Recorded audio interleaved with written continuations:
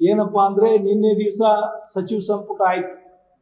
ವಿಜಯಪುರ ಜಿಲ್ಲೆಗೂ ಇನ್ನೊಂದು ಸಚಿವ ಸ್ಥಾನ ಸಿಗ್ತದೆ ಅಂತಕ್ಕಂಥ ಆಶೆಯಲ್ಲಿ ವಿಜಯಪುರ ಜಿಲ್ಲಾ ಕಾಂಗ್ರೆಸ್ ಆಗಿರ್ಬೋದು, ಇಲ್ಲಿ ಇರ್ತಕ್ಕಂಥ ಎಲ್ಲ ಕಾರ್ಯಕರ್ತರು ಅಪೇಕ್ಷೆ ಇತ್ತು.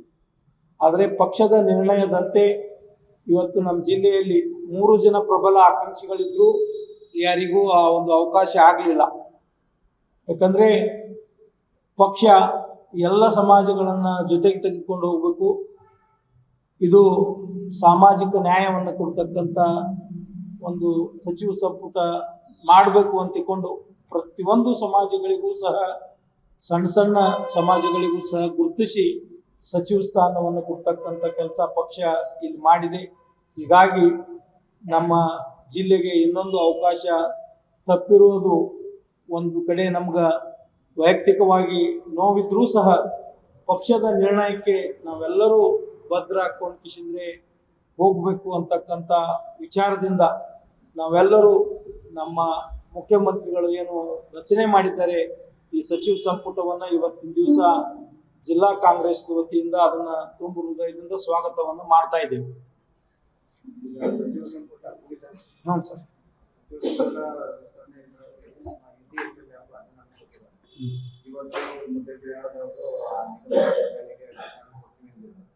ಅದರಲ್ಲೇನೆ ಇಬ್ರು ಸಹ ಮಾಧ್ಯಮಗಳ ಜೊತೆ ಮಾತಾಡ್ತಾ ಜಿಲ್ಲಾ ಉಸ್ತುವಾರಿ ಸಚಿವರೇ ಇದಕ್ಕೆ ಕಾರಣ ಅಂತ ಸರಿಯಾಗಿದ್ದಾರೆ.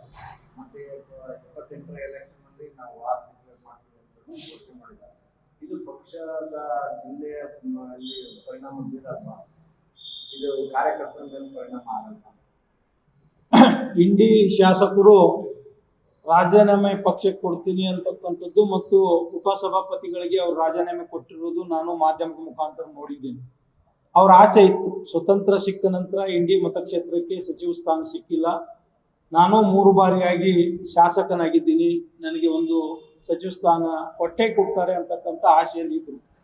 ಆದರೆ ಪಕ್ಷ ತೆಗೆದುಕೊಂಡಂಥ ನಿರ್ಣಯಕ್ಕೆ ಅವರು ಕಟ್ಟ ಜಿಲ್ಲೆಯಲ್ಲಿ ಇರ್ತಕ್ಕಂಥ ಶಾಸಕರಲ್ಲಿ ಕೆಲವು ಶಾಸಕರಲ್ಲಿ ಅವರು ಒಬ್ರು ಕಟ್ಟ ಕಾಂಗ್ರೆಸ್ಸಿಗರು ಅಂತ ಹೇಳಿದ್ರೆ ತಪ್ಪಾಗ್ಲಿಕ್ಕಿಲ್ಲ.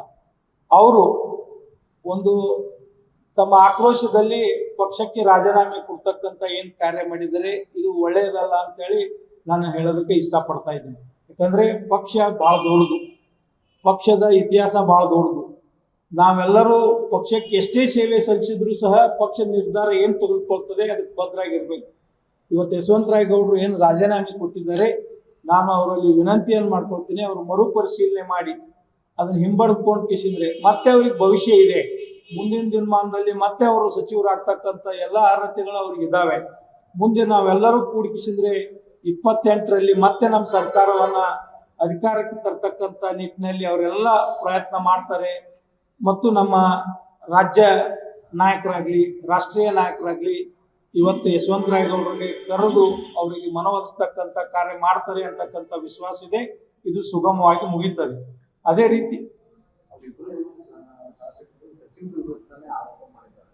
ಅದೇ ರೀತಿ ಮುದ್ದೇಬೇಳೆ ಶಾಸಕರಾದಂಥ ಅಪ್ಪಾಜಿ ನಾಡಗೌಡ ಸಾಹೇಬರು ಸಹ ಇವತ್ತು ಸಚಿವರಾಗಬೇಕು ಅಂತ ಹೇಳ್ಕಿಸಿದ್ರೆ ಆಸೆ ಪಟ್ಟಂಥವ್ರು.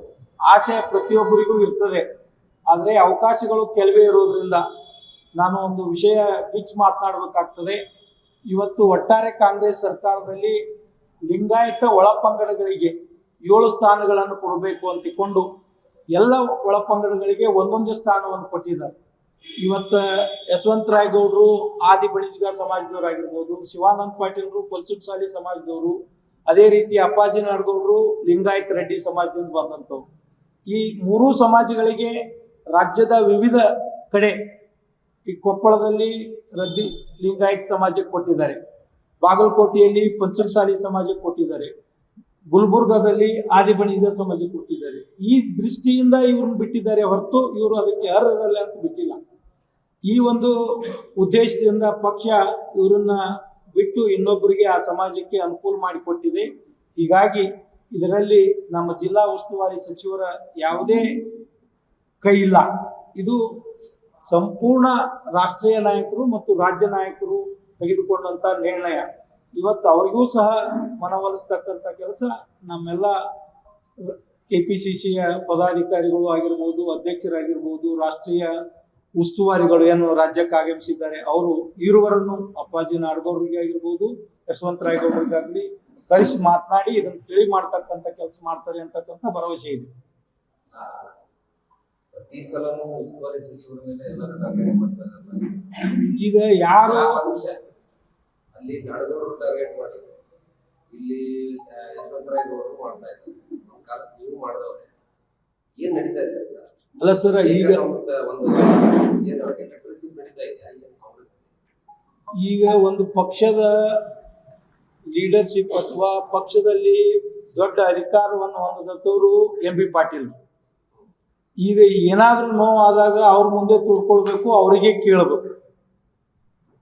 ಈಗ ನಮ್ಮ ಜಿಲ್ಲೆಯಲ್ಲಿ ಕಾಂಗ್ರೆಸ್ ಪಕ್ಷದಲ್ಲಿ ಅವರು ಅಧಿಕಾರದಲ್ಲಿ ಇರ್ಬೋದು ಅಥವಾ ಅಧಿಕಾರದಲ್ಲಿ ಇದ್ದೇ ಇರಬಹುದು. ಅವರು AICCಗಾಗಿರ್ಬೋದು, KPCCಗಾಗಿ ಅತಿ ಹತ್ತಿರದಿಂದ ಕೆಲಸ ಮಾಡ್ತಕ್ಕಂಥದ್ದು ನಾವು ನೀವೆಲ್ಲರೂ ನೋಡಿದ್ದೇವೆ. ಇವತ್ತು ಜಿಲ್ಲೆಯಲ್ಲಿ ಆದಂಥ ತೊಂದರೆಗಳಿಗೆ ನೀವು ಇನ್ನೂ ಹೆಚ್ಚಿನ ಮುತುವರ್ಜಿ ವಹಿಸಿದ್ರೆ ನಮ್ಗೆ ಅವಕಾಶ ಸಿಕ್ತಿತ್ತು ಅಂತಕ್ಕಂಥ ಆಶಾ ಮನೋಭಾವದಿಂದ ನಾವೆಲ್ಲರೂ ಹೇಳೋದು ನಿಜ. ಆದರೆ ಇವತ್ತು ಅದು ಏನಾಗ್ತಾ ಇದೆಯಪ್ಪ ಅಂದರೆ ನೋವಿನಿಂದ ಅವರನ್ನೇ ಗುರಿಯಾಗಿ ಇಟ್ಕೊಂಡು ಬೈತಾ ಇದ್ದಾರೆ. ಈಗ ಅದಕ್ಕಾಗಿ ನಿನ್ನೆ ಮಾಧ್ಯಮದವರು ಎಂ.ಬಿ. ಪಾಟೀಲ್ರಿಗೂ ಕೇಳಿದ್ದಾರೆ, ನಿಮ್ಮ ಮೇಲೆ ಆರೋಪ ಐತೆ ಅಂತಿಕೊಂಡು. ಅದು ನನಗೇನೂ ಸಂಬಂಧ ಇಲ್ಲ, ಅದು ಮುಖ್ಯಮಂತ್ರಿಗಳ ಸಚಿವ ಸಂಪುಟ ವಿಸ್ತರಣೆ ಮಾಡೋ ಸಂಪೂರ್ಣ ಹೊಣೆಗಾರಿಕೆ ಐತಿ, ಅವರೇ ಅದಕ್ಕೆ ಉತ್ತರ ಕೊಡ್ತಾರೆ ಅಂತಕ್ಕಂಥ ಮಾತನ್ನು ಹೇಳಿದ್ದಾರೆ.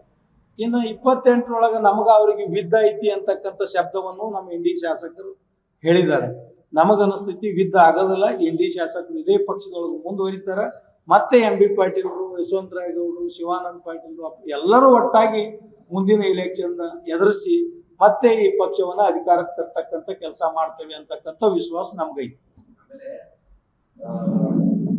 ಲಕ್ಷ್ಮಣ ಸವದಿ ಅವರಿಗೆ ಸ್ಥಾನ ಕೊಡಲಿಲ್ಲ ಅಂದ್ರೆ ರಾಜೀನಾಮೆ ಕೊಡ್ತೀನಿ ಅಂತ ತಾವು ಈಗ ಕೊಟ್ಟಿದ್ದಾರೆ, ಏನ್ ಹೇಳಿ? ನಾನು ಕಾಂಗ್ರೆಸ್ ಪಕ್ಷದ ರಾಷ್ಟ್ರೀಯ ನಾಯಕರಾದಂಥ ಮಲ್ಲಿಕಾರ್ಜುನ್ ಖರ್ಗೆಜಿ ಅವರಿಗೆ ಆಗಿರ್ಬೋದು, ನಮ್ಮ ರಾಜ್ಯದ ಮುಖ್ಯಮಂತ್ರಿಗಳಾದಂಥ ಸನ್ಮಾನ್ಯ ಶ್ರೀ ಡಿ.ಕೆ. ಶಿವಕುಮಾರ್ ಸಾಹೇಬ್ರನ್ನ, ಹಿಂದಿನ ಮುಖ್ಯಮಂತ್ರಿಗಳಾದಂಥ ಸಿದ್ದರಾಮಯ್ಯ ಸಾಹೇಬ್ರನ್ನ ಮತ್ತು ನಮ್ಮ ಪಕ್ಷದ ಅಧ್ಯಕ್ಷರಾದ ಹರಿಪ್ರಕಾಶ್ ಸಾಹೇಬ್ರನ್ನ ಈ ವಿಷಯದೊಳಗ ನಮ್ಮ ಸಮಾಜದ ಮುಖಾಂತರ ನಾನು ವೈಯಕ್ತಿಕವಾಗಿ ಅನಂತ ಧನ್ಯವಾದಗಳನ್ನು ಸಲ್ಲಿಸಲಿಕ್ಕೆ ಇಷ್ಟಪಡ್ತಾ ಇದ್ದೇನೆ. ಯಾಕಂದ್ರೆ ನಮ್ದು ಈ ರಾಜ್ಯದಲ್ಲಿ ಒಂದು ದೊಡ್ಡ ಸಮಾಜ, ಸುಮಾರು 80 ವರ್ಷಗಳಿಂದ ಸ್ವತಂತ್ರ ಸಿಕ್ಕ ನಂತರ ಯಾರಿಗೂ ಅವಕಾಶ ಕೊಟ್ಟಿರಲಿಲ್ಲ. ಇವತ್ತು ನಾವೆಲ್ಲರೂ ಆ ಪಕ್ಷಕ್ಕೆ ಆಗ್ರಹ ಮಾಡಿದ್ದೀವಿ. ನಾನು ಜಿಲ್ಲಾ ಅಧ್ಯಕ್ಷನೂ ಹೌದು, ಸಮಾಜದ ಅಧ್ಯಕ್ಷನೂ ಆಗಿ ಆಗ್ರಹ ಮಾಡ್ತೀನಿ ಅಂತ ಆಗ್ರಹ ಮಾಡಿದ್ದೀವಿ. ಇವತ್ತು ಲಕ್ಷ್ಮಣ ಸವದಿ ಅವರಿಗೆ ಸಚಿವ ಸಂಪುಟದಲ್ಲಿ ಅವಕಾಶ ಮಾಡಿಕೊಟ್ಟಿದ್ದಕ್ಕೆ ನಾನು ವೈಯಕ್ತಿಕವಾಗಿ ಮತ್ತು ಸಮಾಜದಿಂದ ಅವರಿಗೆ ಕೃತಜ್ಞತೆಗಳನ್ನು ಸಲ್ಲಿಸ್ತಕ್ಕಂಥ ಕೆಲಸ ಮಾಡ್ತಾ ಇದ್ದೀನಿ.